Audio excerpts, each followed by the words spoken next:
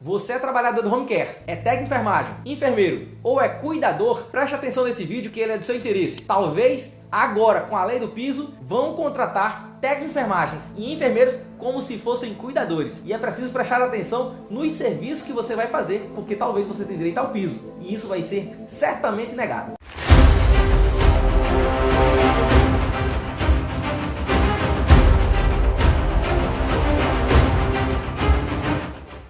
Senhoras e senhores, sou o advogado Maicon Carvalho e esse é um vídeo que faz com que você tenha o conhecimento suficiente para não ser enganado por ninguém. O trabalhador de home care é aquele que tem algum tipo de qualificação profissional que faz com que os cuidados do paciente dentro de casa tenham uma espécie de trabalho como se fosse em um hospital, só que em um ambiente melhor. Lá no ambiente hospitalar existe um risco muito grande de a pessoa pegar bactérias de altíssima resistência. Então é normal que essas pessoas que precisam de um cuidado mais intenso, porém hospitalar, recebam os cuidados dentro de casa. Esse é o serviço de home care. Entretanto, existe outro tipo de trabalho, que é o trabalho do cuidador. O cuidador, ele não precisa ter nenhum curso de técnico de enfermagem, ele não precisa ser enfermeiro. O cuidador é aquela pessoa que é mais que um acompanhante propriamente dito. Ele até pode ministrar alguns medicamentos orais, mas, por exemplo, o cuidador não pode dar injeção. A injeção é preciso um conhecimento mais específico. Se alguém toma uma injeção no lugar errado e pega uma veia, pega um nervo, por exemplo, essa pessoa pode perder a mobilidade de todo um membro. Então, se você é técnico de enfermagem, se você é enfermeiro, se você é um profissional de home care, tenha cuidado para não ser contratado como se fosse cuidador. São duas coisas completamente distintas. Ô doutor, eu fui contratado para um home care e a família está querendo que eu cozinhe, que eu limpe as coisas. Tá achando que eu sou doméstico. E aí, eu tenho que fazer essas coisas ou não? Não. São coisas distintas. Se o trabalhador ele é de home care, ele é um técnico de enfermagem, ele é um enfermeiro, ele é um fisioterapeuta, ele é um profissional da área de saúde. Então é como se ele tivesse de plantão dentro do hospital. No hospital você não lava o banheiro, no hospital você não faz faxina. Nada impede que, se a pessoa quiser, às vezes o cuidador, o técnico de enfermagem, o enfermeiro, a pessoa que está lá trabalhando com o paciente, passa tanto tempo com o mesmo paciente que ele começa a fazer parte da própria família. Então, se a pessoa quiser, não está impedido. Às vezes o técnico de enfermagem, por exemplo, está lá com o paciente e o paciente delirando diz: mamãe, a tua sopa é maravilhosa, que sopa gostosa. E aí o técnico, de livre e espontânea vontade, como já está emocionalmente muito ligado com aquele paciente, é ele próprio que está querendo fazer aquela sopinha. Então nada impede. Se a pessoa ela quer fazer, observe que existe uma diferença entre querer de livre e espontânea vontade e ser obrigado. É diferente do cuidador. O cuidador, ele tem que fazer o possível para que a vida daquele paciente seja o mais confortável possível. Necessidade de ter o maior conforto possível? É possível sim, que no caso de um banho, por exemplo, o idoso molhe demais o banheiro e a pessoa passe lá um paninho. Observe que não é fazer faxina na casa, é cuidar um pouquinho do ambiente para que o paciente tenha o maior conforto possível. Afinal de contas, se o idoso vai ao toalete e está lá tudo molhado, isso causa desconforto nos pés, ficar pisando em um lugar molhado. Afinal de contas, o trabalhador de home care, ele vai ter direito trabalhista? Ele é autônomo? Ele é o quê? A empresa mandou eu lá para ir trabalhar numa casa 12 por 36, 12 por 60. Se eu não for, tô demitido, eu vou ser cortado. Eu sou o quê? Como é que isso funciona? Existem vários tipos de contratação e é preciso você ficar atento aos detalhes de cada tipo de contratação, porque talvez você seja seletista e não esteja recebendo férias, 13º, FGTS. O primeiro tipo de contratação é a contratação como autônomo. O autônomo de autonomia, de poder. O autônomo, ele pode dizer: eu não quero trabalhar tal dia. Hoje é segunda-feira, tô de ressaca, não quero trabalhar. Peraí, amanhã é domingo. Eu quero ir para o almoço com minha família. Não vou trabalhar. O autônomo, ele tem poder de mando. O autônomo, ele consegue fazer negociação de preço. Ah, eu não quero trabalhar amanhã não, porque amanhã vai ser aniversário da minha filha. Só vou trabalhar se for por R$500 de plantão. Observe que existe algum tipo de autonomia na hora da negociação.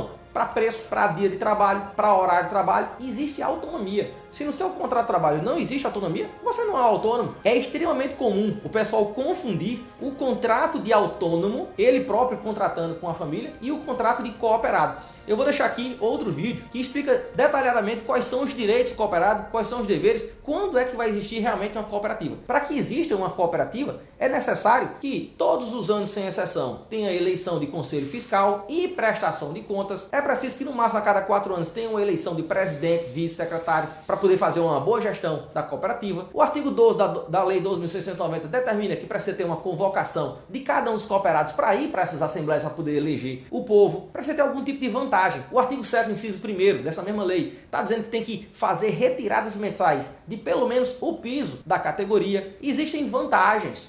Vai ter as férias remuneradas. Se quiser saber mais, dá uma olhada nesse vídeo aqui que tem detalhadamente a maioria dos direitos do cooperado. Se você, porém, nunca ouviu falar de assembleia, não tem nem noção de quem seja presidente, não sabe nem qual é a remuneração do presidente, nunca viu um extrato bancário da cooperativa, não sabe nem quanto é que sai, quanto é que entra, não sabe de nada da cooperativa, então isso não é cooperativa, isso é uma fraude à legislação, porque cooperativa não precisa pagar todos os tributos de uma empresa normal como seletista. Então, vá atrás sim dos seus direitos, procure um profissional da sua confiança e exija que a cooperativa ela reconheça o seu vínculo. Tá querendo mais? Vai no Ministério Público do Trabalho e denuncia. Ilegalidade não pode ser tolerada por ninguém. Todas as vezes que nós toleramos ilegalidade, elas aumentam cada vez mais. Agora, o seletista aí sim, aí vale a pena. Qual é a ideia do seletista? De quem tem carteira de trabalho assinada? Se a pessoa tem os requisitos do contrato de trabalho, tem esse outro vídeo aqui que fala sobre requisitos do contrato de trabalho. Então dá uma conferida nesses requisitos do contrato de trabalho, só que eu vou falar aqui também para você ter uma noção melhor. Se a pessoa tem 4 requisitos do contrato de trabalho, que é o que está lá no artigo 3º da CLT, existe um trabalho que é oneroso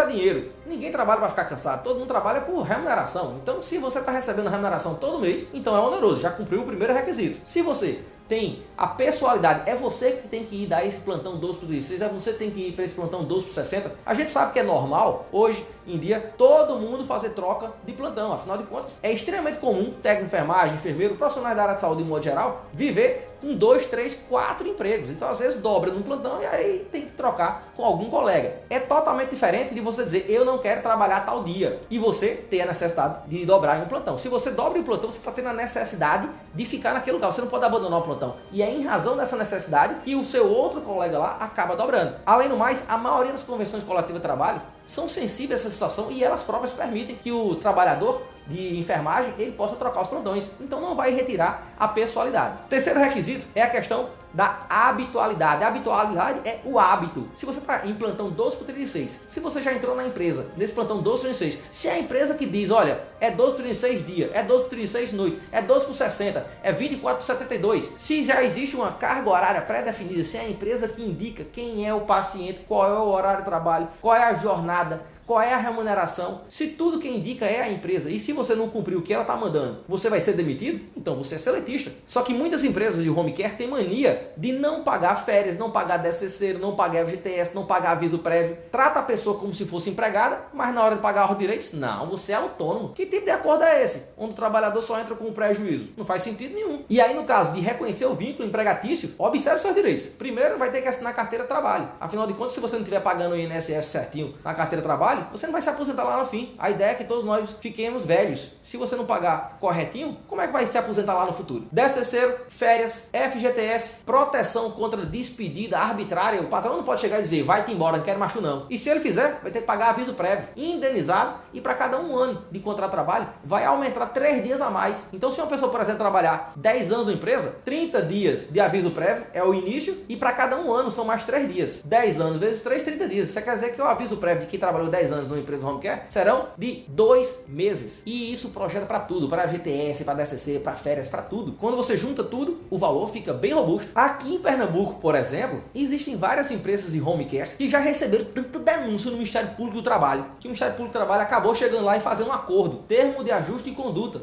um TAC, com algumas dessas empresas que fazem essas ilegalidades reiteradas. E o acordo que foi firmado foi: empresas, vamos analisar o negócio. Vocês têm centenas de trabalhadores home care, estão dizendo que todo mundo é autônomo, só que na realidade todo mundo tem carro. Tem um horário pré-estabelecido a ser cumprido. Todo mundo tem um paciente fixo. Aí, então, coloca pelo menos 70% da sua mão de obra com carteira assinada. E aí é que está o pulo do gato. Cadê os 70% dessa mão de obra com a carteira de trabalho assinada? Eles não dizem qual é o 100% de trabalhadores. Então, se não existe 100%, como é que vai existir 70%? 70% de 100 pessoas é uma coisa. 70% de 1000 pessoas é outra coisa. Diante dessa dificuldade de fiscalização, eles acabam fazendo o que bem entendem. E é para isso que mais na frente eu vou dizer as formas que você tem de guardar todas as provas para provar, para demonstrar, para conseguir realmente fazer com que a justiça exija que a lei seja respeitada. Outro caso que eu também peguei semana passada aqui no escritório foi de uma empresa, não vou falar o nome não para meu vídeo aqui não ser tesourado no YouTube. O nome da empresa tem Life, tem um emblemazinho verde e tem um outro nome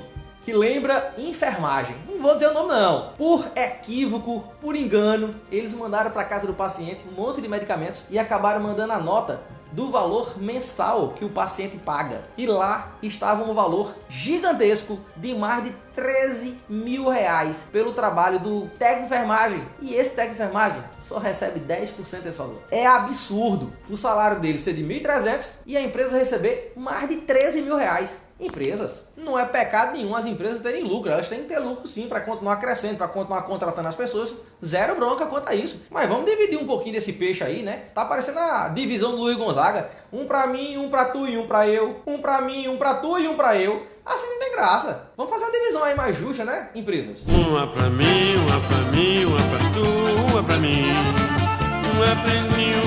Agora, como fazer para provar isso? Doutor, e como é que eu consigo provar que eu sou empregado realmente desse home care? Preste atenção nas provas. Número 1, você está recebendo salário. E normalmente as pessoas fazem transferência eletrônica, fazem Pix para sua conta. Tira o extrato completo da sua conta, porque certamente vai estar lá tudo que é de remuneração. Número 2, todo paciente tem uma ficha de acompanhamento. Vai tirando foto dessas fichas de acompanhamento e vai mandando para a nuvem, para o Google, para o Dropbox, para o e-mail, para algum lugar que você nunca vai perder essas fotos. Lembre que celular quebra, celular ladrão rouba, então não vá deixar no celular não. Toda vez que você tirar uma foto, já mande logo para a nuvem, porque no dia que você precisar, você vai ter essa prova. Número 3, quase sempre as empresas fazem uso de algum aplicativo e aí você pode ir tirando os prints desse aplicativo. Também ao tirar print do aplicativo, lembre sempre, todos os dias, coloque como rotina no seu dia, coloque lá na agenda. Você não tem que fechar o paciente no final do dia? Então, uma das rotinas suas será tirar print da sua carga horária. Você não trabalhou? Lá não tem um regime 12/36? Então tire foto todos os dias como rotina. Terminou o plantão, tira foto, tudo que é de prova, de folha de paciente, o cartão de ponto, o aplicativo de acompanhamento do paciente. Vá tirando essas fotos e vá mandando para a nuvem. Outra coisa, a família muitas vezes gosta do profissional que está lá e ela está disposta sim a dar o depoimento na justiça. Melhor forma é, segue esse videozinho aqui onde eu estou dizendo como é a forma de abordar a testemunha. Mas fala com a testemunha. Olha, tem um advogado acolá que ele só trabalha com a verdade. Olha, tu gosta de falar a verdade, tu é honesto, todo mundo vai dizer que é honesto, ninguém gosta de ser trambiqueiro. Quando a pessoa falar isso, você fala que conhece um advogado, só trabalha com a verdade. Nisso você cria um vínculo, uma necessidade de a pessoa provar, validar o que ela acabou de dizer, que ela trabalha com a verdade. E aí você diz, bora lá na justiça dizer a verdade, dizer que realmente eu trabalho aqui 12/36, 12/60, 24, 48 horas. Na hora que você mostra que você está querendo realmente trabalhar exclusivamente com a verdade, por que a pessoa não vai querer dar o depoimento? O depoimento é um serviço público. É com base nessa testemunha que você também conseguirá fazer prova de que seu paciente é de alta complexidade e você tem direito à insalubridade. Você trabalha no turno da noite, 12/36, tem direito a adicional noturno. Você costuma dobrar os plantões e aí quando você dobra, você tem direito não só ao valor do plantão dobrado, mas também aquele plantão como hora extra. Entre um dia de trabalho e outro, existe a necessidade de descansar. E esse descanso, ele é chamado de intervalo interjornada. Ele tem que ser de pelo menos 11 horas. Então, na hora que você faz um plantão de 24 horas seguidas, e daqui a 24 horas você tem que voltar de novo, você tem que receber primeiro plantão simples, segundo plantão dobrado, e o intervalo no meio aqui de 11 horas, como hora extra fosse. Então, tudo isso tem que ser pago pela empresa. Agora é o momento do pulo do gato. Na perna esquerda, ele tá parado! Adicional noturno, insalubridade, a esse monte de direito trabalhista que a empresa não está querendo pagar, só depende agora de você. Guarde todas as provas que eu falei para você ali atrás, tire print de tudo, mande tudo para a nuvem, procure um profissional da sua confiança, pessoa que você realmente sentiu confiança, você sabe que ela tem conhecimento. Não vá encontrar qualquer pessoa e entregar na mão, não, porque você corre um risco grande. Lembre que esse tipo de ação é uma ação que é tudo ou nada, então tem que ser alguém que realmente tem conhecimento do seu direito. Com base nisso, você vai pedir todos os seus direitos e de acordo com a lei, você tem que receber. Gostou desse vídeo? Acha que ele gerou valor para você? Então dá o joinha. Lembra da tua colega, do teu colega, do teu coleguinha que não está sendo respeitado em seus direitos trabalhistas. Compartilha com essa pessoa, porque conhecimento é poder. Lembre-se sempre, quem não luta pelos seus direitos não merece os direitos que tem.